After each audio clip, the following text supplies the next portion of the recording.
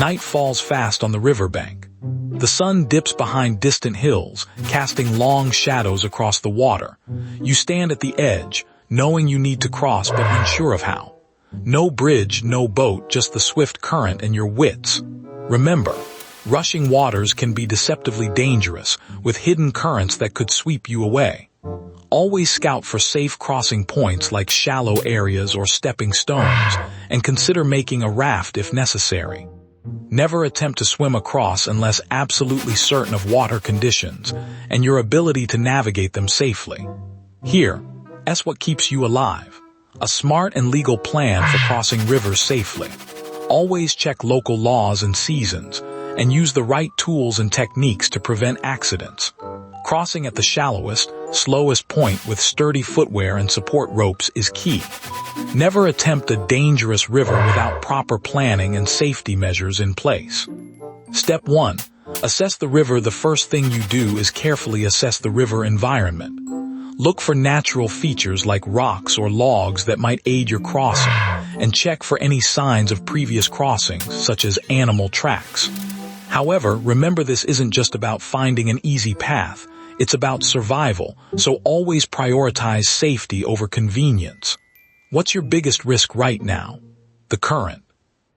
It's strong and unpredictable, which can lead to fast-moving water that poses a significant danger of drowning. You need to assess the safest crossing point carefully, looking for slower sections or wider shallows where the water isn't as deep. Always prioritize finding an alternative route if possible, such as a bridge or established ford, to avoid unnecessary risk. Step 2.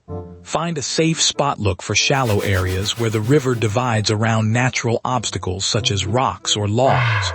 Avoid deep water and strong currents, which are more dangerous. Choose your crossing point carefully, considering both water depth and speed. This isn't about bravery, it's about survival. Always assess the risks and look for the safest possible route, keeping in mind that swift water can be deceptive and dangerous even to experienced swimmers. No knife, no matches, no light. What now? You use what's there. In a survival situation like this, it's crucial to assess your surroundings and utilize natural resources wisely. For example, you can gather dry plant material for friction fire starting, or seek out standing dead trees with loose bark that might contain live coals from previous fires. Always ensure you have the proper knowledge and permission before altering the environment, especially on private property or protected land. Step 3. Gather materials. Collect sturdy sticks and strong, flexible vines or synthetic rope if available. Natural ropes made from plants can work, but must be securely braided to ensure strength and durability. These materials will help you create a safer crossing by providing support such as handholds and footholds. Remember, the key is to build redundancy into your setup to minimize slipping or being swept away. Always assess the water conditions carefully before attempting any river crossing. You've got this. Let's break it down step by step. Step 4. Build a walking stick. Find a sturdy branch about 5 feet long that you can comfortably hold in one hand. Use this stick to test water depth and help maintain your balance while crossing the river. A reliable walking stick is crucial for safety, so take time to choose wisely. Every detail counts when it comes to ensuring your stability and safety during the crossing. Remember, always prioritize water safety by checking for strong currents or hazards like submerged rocks before attempting any river crossing. Incorrect assessment can lead to dangerous situations very quickly. No time for guessing games. Dry, small, sheltered from the wind. Step 5. Create a secure rope system now. Find strong vines or sturdy branches that can act like ropes. Ensure these are thick and flexible enough to handle the strain. Loop them around larger rocks on either side of the river to create handholds and footholds. This system is your lifeline, so make it as secure as possible. Use a figure-8 knot for added safety. Get this wrong, and you're in real danger. Always remember that crossing rivers can be extremely hazardous due to strong currents and slippery rocks, Proceed with extreme caution or seek an alternative route if conditions are unfavorable. But there's more coming. This next part is crucial. Step 6. Cross slowly and safely. Start at the edge where the water isn't too deep. Use your walking stick to test each step carefully before putting your full weight on it. If a step feels unstable or if you encounter strong currents, don't take it, backtrack and find a safer spot. Hypothermia is a serious risk in cold waters, so move slowly and cautiously to avoid exhaustion or missteps that could lead to dangerous situations. Remember, this isn't a race.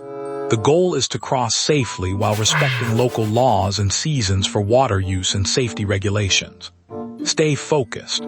Rivers can be deceptively dangerous, but following these steps can help increase your chances of a safe crossing. Always check local conditions and water safety guidelines before attempting any river crossing.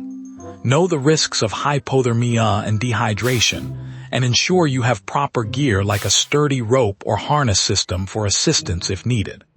Never attempt to cross a swollen or fast-moving river without professional guidance or training.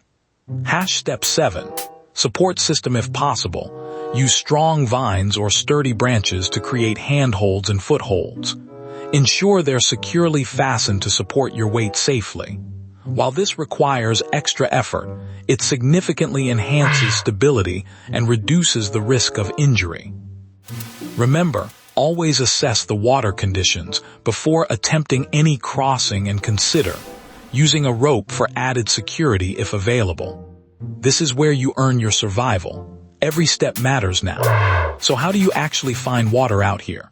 By looking for signs of life such as animal tracks or vegetation and following paths used by wildlife or people. Remember, when you reach a water source like a river, always prioritize safety. Assess the crossing carefully, check for deep waters, strong currents and slippery banks before proceeding. If in doubt, seek an alternative route or wait for better conditions to cross safely. Hold on to this, your next steps are crucial. Step 8. Use rocks as stepping stones safely. If there are large, stable rocks in the river, they can help you cross by providing a more solid footing and reducing water depth. However, always assess each rock thoroughly for stability and secure footholds to prevent slipping or falling. Ensure the rock extends fully across any gaps and won't shift under your weight. Wear appropriate footwear with good traction to minimize risk of injury from slippery surfaces. This isn't a test of strength, it's survival intelligence. Step 9. Avoid midstream crossings. Stay near the banks where the current is weakest. Even shallow water can have strong currents that can sweep you off your feet. Always be cautious and look for calmer areas or eddies to cross, but remember that any river crossing should only be attempted with proper preparation and equipment like a sturdy rope or flotation device. Remember, every step counts.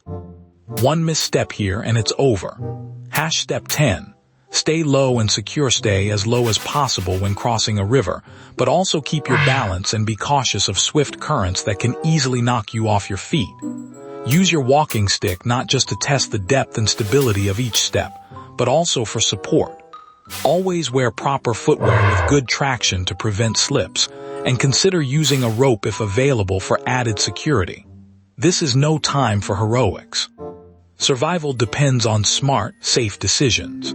When crossing rivers or any body of water in the wild, always assess the depth, current strength, and water temperature before attempting to cross.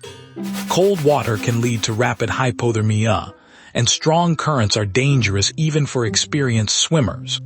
Use natural resources like fallen trees or logs to create a safer crossing point if possible. If you're unsure about crossing, it's better to find an alternative route or wait until conditions improve. Step 11. Test your path before committing to any part of the river crossing. Use your walking stick or staff to probe the riverbed ahead. Check for slippery rocks, strong currents, and gauge water depth. This preliminary test ensures you avoid hidden hazards and assesses whether the spot is safe to cross. Never skip this crucial safety step. Additionally, be aware that swift-moving water can be deceptively powerful. Ensure you have a secure footing before proceeding. Every detail matters now. It's the difference between crossing the river safely and risking injury or worse. Always assess water depth, speed, and temperature before attempting a crossing. Cold water can lead to rapid onset of hypothermia, while swift currents pose serious drowning risks. If in doubt, find an alternative route or wait for better conditions. Local laws may also apply to river crossings in certain areas, especially regarding protected zones or seasonal restrictions. So be sure to check regulations before proceeding. Step 12. Keep moving forward once you start crossing the river. Keep moving steadily forward without stopping. Pausing midstream increases your risk of losing balance or getting swept away by currents.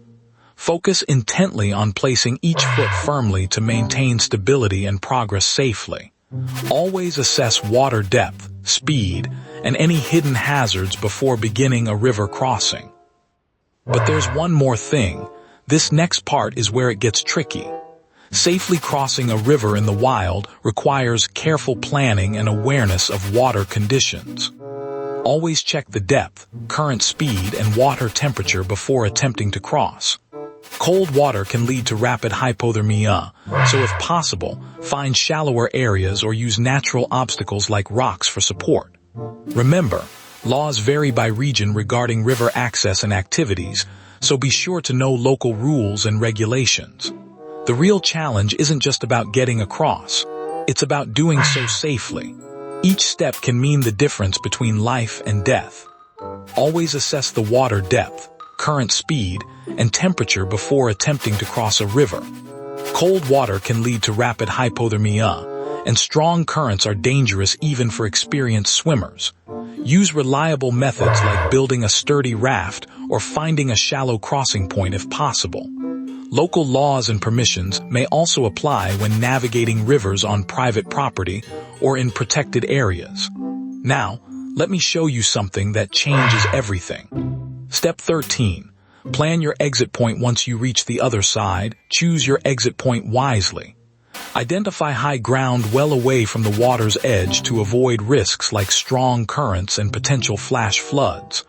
Always assess weather conditions before crossing, as sudden changes can turn a calm river dangerous very quickly. This is your final step. Make it count.